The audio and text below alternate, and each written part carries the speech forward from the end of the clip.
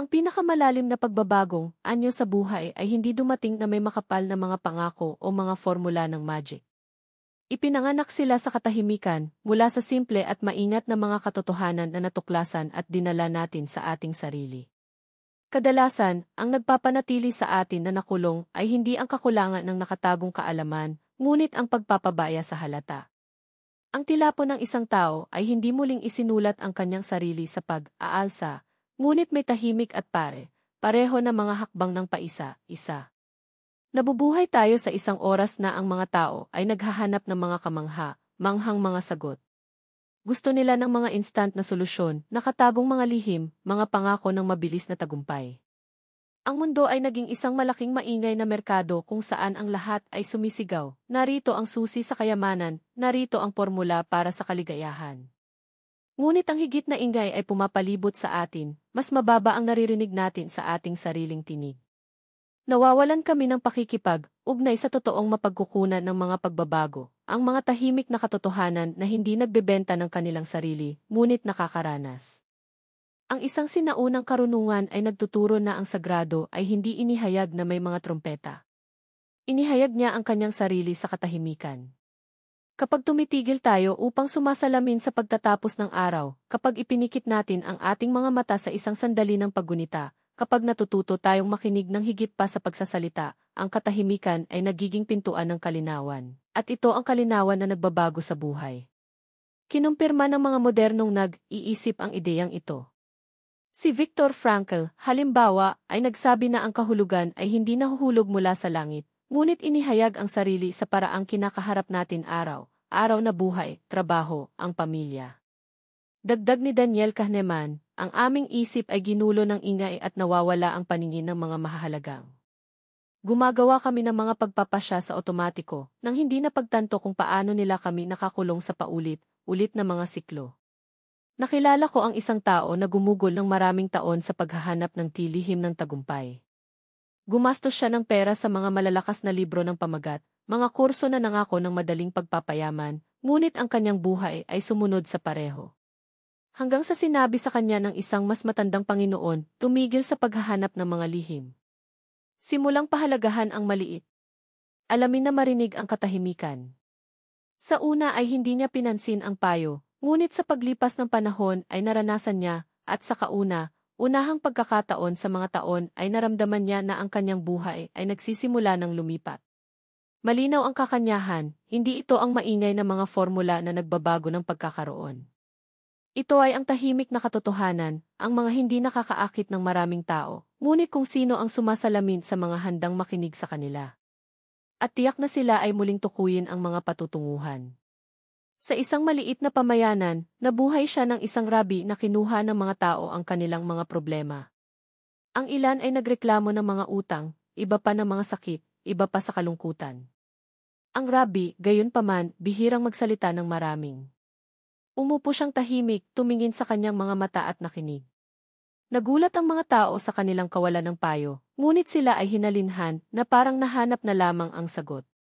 Isang araw tinanong ng isang batang alagad, "Master, bakit dapat magsalita ang Panginoon? Hindi ba dapat makatulong ang mga salita?" Umiti ang rabi at sumagot, "Minsan ang kapalaran ay hindi nagbabago sa mga salita, ngunit sa katahimikan." Ang katahimikan ay nagbibigay ng silid para sa sagot na dinadala ng tao sa loob ng kanyang sarili. Ito ang unang mahusay na aralin, sa katahimikan ang kaliwanagan ay ipinanganak at kalinawan muling isulat ang buhay. Hanggat tayo ay nalubog sa ingay ng payo mula sa iba, mga patalastas, opinyon, hindi natin maririnig ang ating sariling tinig. Ngunit kapag lumikha kami ng isang puwang ng katahimikan, nakikilala natin kung ano ang talagang mahalaga. Ang millennial wisdom ay umuulit, ang pag-alam kung paano makinig ay mas mahalaga kaysa sa pag-alam kung paano magsalita. Sino ang nagsasalita lamang na inuulit ang alam na nila? Sino ang nakikinig ng nadiskubre ang bago? Ang mga kontemporaryong pilosopo ay umabot sa parehong konklusyon. Inangkin ni Abraham Joshua Heschel na si Shabbat ay hindi lamang pahinga para sa katawan, ngunit isang sandali ng muling pagkonekta sa kakanyahan. Sa pahinga, mababawi natin ang kalinawan. Ang pansin ngayon ay ang aming pinakamahalagang kabutihan. Kung sayangin natin ito ng ingay, nahihirapan tayo. Kung ididirekta natin ito sa katahimikan, pinayaman natin ito. Ang isang kakilala ng minahan ay nagpatibay ng ugali ng pagsisimula tuwing umaga na may 5 minuto ng ganap na katahimikan, walang cellphone, walang balita, walang pag-uusap. Sa una ay tila hangal ito, ngunit sinabi niya, ang 5 minuto na ito ay nagligtas sa aking buhay. Ito ay kung paano niya napagtanto kung ano ang talagang mahalaga, nabigo na umepekto sa bawat panlabas na pampasigla at nagsimulang kumilos ng maihigit na layunin. Ang katahimikan ay hindi walang laman, ito ang lupain kung saan ang mga bagong sprout. Ito ang puwang kung saan maaaring tumubo ang mga buto. Kung nagreserba ka ng isang lugar para sa katahimikan sa iyong nakagawiang, makikita mo ang iyong mga pagpapasya, iyong mga gawi at sa wakas ang iyong kapalaran. Sa isang pamilyang Judyo, mayroong isang simpleng kaugalian, tuwing umaga, kinuha ng kanyang ama ang ilang mga barya sa kanyang bulsa at idineposito sa isang maliit na mangkok ng luad. Ikaw? Tumawa ang mga bata, babaguhin ba nito ang ating buhay? Sumagot siya, ang bawat barya ay tulad ng isang binhi. Tila hindi gaanong mahalaga hanggang sa lumaki ito. Lumipas ang mga taon, napuno ang mangkok at walang laman. Kapag dumating ang mga mahihirap na oras, ang katamtamang ugali na iyon ay nagligtas sa pamilya. Hindi ito isang makahimalang kayamanan, ngunit ang resulta ng pagpapahalaga sa maliit. Lumaki ang mga bata, umalis sa bahay, ngunit kinuha ang aralin sa kanila, ang dakilang itinayo ng minimum. Ito ang pangalawang katotohanan, igalang ang maliit, sapagkat ito ang maliit na ipinanganak ang mga magagandang.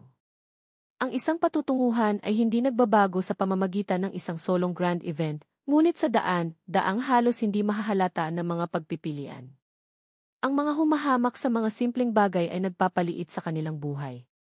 At narito tayo sa ikatlong katotohanan, malapit na may ugnay sa nauna, ang mga gawi ay isang hindi nakikita na kapital. Sa palagay namin ang kurso ng buhay ay tinukoy ng mga magagandang desisyon, pagbabago ng mga trabaho, paglipat ng bayan, pag-aasawa. Sa katunayan, ito ay ang mga gawi, paulit-ulit na araw-araw, na humuhubog sa aming paraan. Tinatawag ng mga modernong mananaliksik ang habit loop na ito, isang tanda, isang aksyon, isang gantimpala. Kapag ang isang ugali ay pinagsama ang sarili, nabigo itong humingi ng malay, tao na pagsisikap, kumikilos ito para sa amin.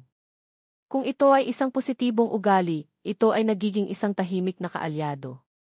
Sinulat ni James Clear na ito ay ang maliit na gawi na nagbabago sa tilapo ng isang buhay.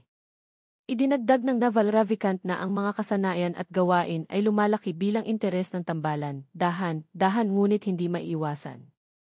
Nakita ko ito na nangyari sa isang negosyante na nagsimula sa isang bagay na pangunahing, tuwing gabi, isinulat niya ang 3 mga gawain para sa susunod na araw, walang lampas. Makalipas ang 1 taon, ang kanyang negosyo ay nadoble na may kahusayan dahil tumigil siya sa pag-aaksaya ng oras sa hindi kinakailangang pag-iingat. Ang isa pang taong nakilala ko ay nagsimulang magpasalamat sa 3 bagay bago matulog. Hindi ito direktang nagbago sa kanyang sitwasyon sa pananalapi, ngunit pinihit ang kanyang pananaw sa mundo, at sa paglipas ng panahon ay nangahas siyang gumawa ng mga hakbang na tila imposible sa kanya. Ang pangalawa at pangatlong katotohanan ay maaaring summarize tulad nito, ang kapalaran ay muling isulat ang sarili kapag pinahahalagahan natin ang maliit at linangin na mga gawi na nagpapalakas sa atin araw-araw. Ang mga naghihintay para sa mga himala ay nananatili sa kakulangan. Na nagtatayo ng mga gawi ay lumilikha ng kanilang sariling mga himala. Isang sambong ang may 2 alagad. Ang una ay napakatalino, ang lahat ay madaling dumating sa kanya. Ipinagmamalaki niya ito at sinabing, ipinanganak ako sa mga dakilang gawa. Ang pangalawa ay mabagal, nagkamali, kung minsan ay inis ang Panginoon, ngunit nagpatuloy hanggang sa malutas nito ang bawat hamon. Pagkalipas ng mga taon, ang una ay naging sikat, ngunit sa harap ng mahirap na pagsubok, gumuho ito. Kung saan hindi naabot ang talento, hindi ito lumaban. Ang pangalawa, ang tila mas mahina, napatunayan na nababanat. Natuto siyang matuto, lumaban, gumawa ng mga pagkakamali at magtipon. Siya ang isa na sa huli ay naging gabay sa iba. Ito ang 4 na katotohanan, nagbabago ang destiny kung saan mayroong isang pag-iisip ng paglago. Hindi gaanong mahalaga kung ano ang natanggap sa kapanganakan, ang mahalaga ay kung ano ang nais mong paunlarin. Ang kahirapan ay nabubuhay sa mga salitang hindi ito para sa akin. Nagsisimula ang kasaganaan kapag sinabi nating maaari kong malaman. At ito ang humahantong sa atin sa ikalimang katotohanan, ang pagsisikap ay nagkakahalaga ng higit sa likas na regalo. Ang mundo ay madalas na nililinlang sa amin sa pamamagitan ng pagluwalhati ng mito ng mga ipinanganak na henyo, na parang talento ay isang magic regalo na nagtatapon sa pagsisikap. Ngunit ang buhay ay nagpapatunay sa kabaligtaran, mabuhay at magtagumpay sa mga nagtatrabaho ng may pagtitiyaga, na sumusuporta sa pagod at nagpapatuloy kahit na ang landas ay nagiging matarik. Itinuturo ng isang millennial na karunungan, hindi bayani na hindi kailanman bumagsak, ngunit bumangon pagkatapos ng bawat pagkahulog. Ang pariralang ito, kasing simple ng malalim, pinapanatili ang susi sa pagbabago ng kapalaran. Ang mga modernong psikolohiya ay nagpapatunay sa ideyang ito. Tinawag ni Carol Dweck ang hindi pangkaraniwang bagay na ito ng pag-iisip, ang paniniwala na ang mga kasanayan ay maaaring mabuo ng may dedikasyon. Si Angela Duckworth naman ay nag-aral ng grit, claw, ang kombinasyon ng pagnanasa at tiyaga na higit sa purong talento. Ang isang binata ay nangangarap na maging isang doktor, ngunit sinisi ng 3 beses sa pagsusulit sa pagpasok. Nang hihina ang pamilya, sumuko ka, hindi ito para sa iyo. Gayunman, siya ay nag-aral ng higit pa. Sa ika-4 na pagtatangka, lumipas ito. Ngayon, makatipid ng buhay. Ang kanyang paraan ay hindi madali, ngunit ito ay ang pagsisikap, hindi ang regalo, na naging mas malakas sa kanya, kaysa sa marami na ang lahat ay naghalik ng mga kamay. Narito ang aralin, ang talento ay maaaring mabigo, ang mga pangyayari ay maaaring magbago, ngunit ang sinumang natutong matuto at walang tigil na nagtatrabaho ay laging makakahanap ng paitaas na landas. Sa isang lungsod, mayroong isang negosyante na itinuturing ng mga kapitbahay na labis. Nag-iingat ng maingat. Hindi siya kailanman kumuha ng mataas na pautang, hindi pumusta sa peligrosong negosyo o tumakbo pagkatapos ng mabilis na kita. Dahang lumago ang kanyang tindahan ngunit nalutas. Hindi ka magiging mayaman na ganyan, pinaglaruan nila. Samantala, binuksan nila ang mga nagpapahiram na maihiniram na pera, namuhunan sa mga fads at kumuha ng mga utang. Pagdating ng krisis, nagsara ang mga tindahan nito. Ang ilan ay nawala ang lahat, ang iba ay tumakas sa bayan na walang utang na loob. Ang mga ngalakal, gayunpaman, ay lumaban. Ang kanyang maliit na hakbang, ang kanyang disiplina ng iimbak ng reserbasyon at pagtanggap ng responsibilidad ay naging immune sa pagbagsak. Higit sana, pagkatapos ng bagyo, siya ang bumangon ng malakas dahil ang kanyang base ay hindi tumakbo. Ang kwentong ito ay inihayag ang ika-6 na katotohanan, ang fate rewrite mismo kung saan may responsibilidad. Hanggat sinisisi mo ang iba, bibigyan mo sila ng kontrol sa iyong buhay. Ngunit kapag ipinapalagay ko, ito ang aking pinili, kung gayon ang kapangyarihang magbago ay ipanganak. Ang ika-7 katotohanan ay nagpapalalim sa prinsipyong ito, ang swerte ay pinapaboran ang anti-marupok. Ang buhay ay hindi pinalaya ang sinumang mga pagsubok, ang pagkakaiba ay kung paano tayo gumanti sa kanila. Ang ilang mga break, ang iba ay lumalabas ng mas malakas. Tulad ng sinabi ng sinaunang karunungan, ang kuta ay hindi maiwasan ang bagyo, ngunit upang magtayo ng isang bahay na sumusuporta dito.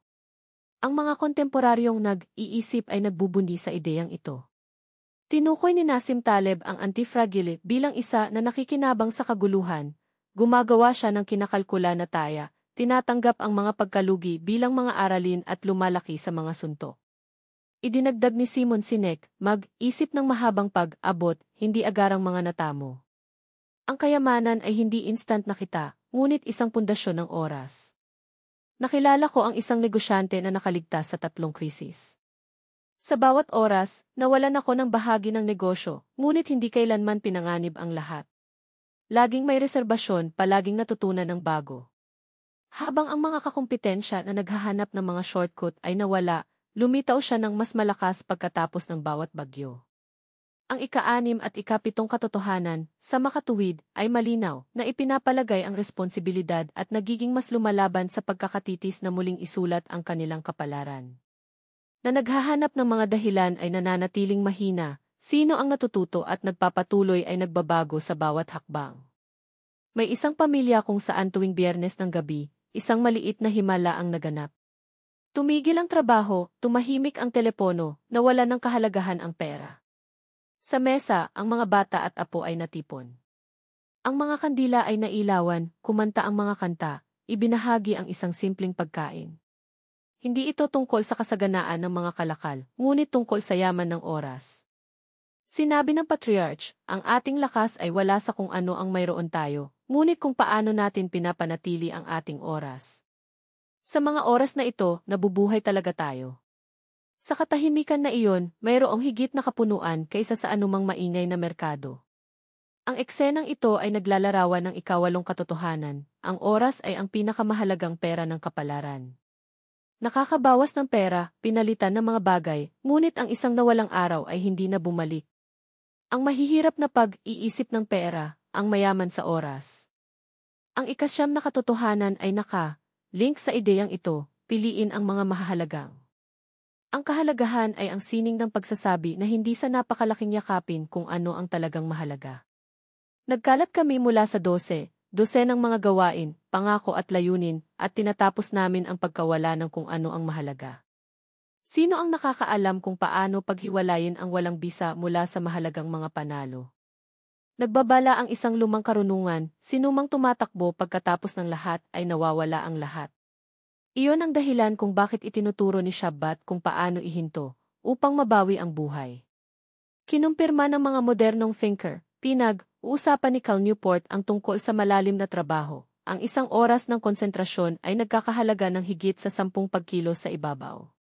Dagdag ni Greg McKeown, mas kaunti, ngunit mas mahusay. Sino ang gumagawa ng pangunahing ani? Naalala ni Abraham Joshua Heschel, ang oras ay mas mahalaga kaysa sa mga bagay. Ang mga nagpapanatili ng kanilang oras ay naging may-ari ng kanilang sariling kapalaran. Nakilala ko ang isang tao na ang ritual ay simple. Ang unang oras ng araw ay pag-aari lamang sa kanya, walang telepono, walang balita, walang mga pagkagambala. Ang iyong trabaho, ang iyong mga ideya. Sinabi niya, ang oras na ito ay nagpayaman sa akin.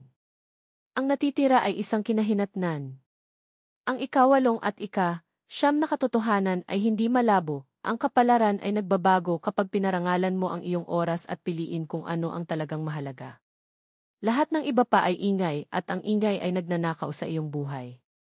Nakita ko ito ng paulit-ulit. Ang mga taong nagtatanim ng pasasalamat ay tumawid sa mga pagsubok ng mas gaano. Hindi sila natigil sa sakit dahil nakikita nila ang ilaw kahit nasa kadiliman. At iyon ang nagbibigay sa kanila ng lakas na sundin kapag sumuko ang iba. Ang ikasampu at ikasampung mga katotohanan ay malinaw. Ang mga hadlang ay hindi sirain ang kapalaran, ang pasasalamat ay ginagawang mas maliwanag. Sama, hindi lamang sila makakatulong upang mabuhay, ngunit upang maging mas malaki kaysa sa dati. Ang ikalabindalawang katotohanan ay ang pinakasimpleng at pinakamahirap. Ang kapalaran ay hindi nagbabago. Isang oras hanggang sa susunod. Hinuhubog nito ang sarili araw-araw sa tahimik na mga pagpipilian na inuulit mo nang hindi mo ito napagtanto. Huwag asahan ang mga himala, huwag umasa sa swerte. Magsasagawa lamang ng responsibilidad para sa hakbang ngayon. Ang isang sinaunang karunungan ay nagtuturo na matapat sa kaunti ay magiging matapat sa sobrang dami. Ang bawat araw ay isang blanko na pahina kung saan maaari kang magsulat ng ibang kwento. Kung kahapon nabuhay ka na nagrereklamo, ngayon maaari kang pumili ng pasasalamat. Kung kahapon tumakbo ka sa ingay, ngayon maaari mong piliin ang katahimikan. Kung kahapon ay nasayang ang oras, ngayon maaari mo itong maimbak bilang isang kayamanan. Ang mga modernong nag-iisip ay sumasalamin sa parehong ideya. Sinabi ni Naval Ravikant, ang tagumpay ay ginawa ng mga maliliit na desisyon na naipon bilang interes sa bangko. Dagdag pa ni Greg McKeown, mas kaunti, ngunit mas mahusay. Naalala ni Nassim Taleb, maging anti-fragile. Maaaring ang bawat suntok ay magpalakas sa iyo. Ang isang katotohanan ay ito, ang patutunguhan ay hindi pagkakataon, ito ay isang araw-araw na pagpipilian. At kung magsisimula kang pumili ng tama ngayon, bukas ang iyong buhay ay magiging isa pa. Ngayon, sumali tayo sa lahat ng mga katotohanan sa isang frame. Ang katahimikan ay nagpapakita ng kalinawan. Ang mga maliliit na hakbang at gawi ay nagtatayo ng base. Ang paglago at pagsisikap ng pag-iisip ay nagtutulak pasulong. Ang responsibilidad at anti-fragility ay nagbibigay ng pagiging matatag. Ang paggalang sa oras at pagtuon sa mga mahahalagang magdala ng layunin. Ang mga hadlang ay nagiging mga hakbang, ang pasasalamat ay magbubukas ng mga paraan, at tuwing umaga ay magpapasya ka kung anong patutunguhan ang mayroon ka. Upang gawin itong tunay, magsimula sa isang mini-plane ngayon. 1. Bigyan ang katahimikan ng 1 minuto. Umupo at makinig sa iyong sarili ng walang ingay. 2. Gumawa ng isang maliit na hakbang.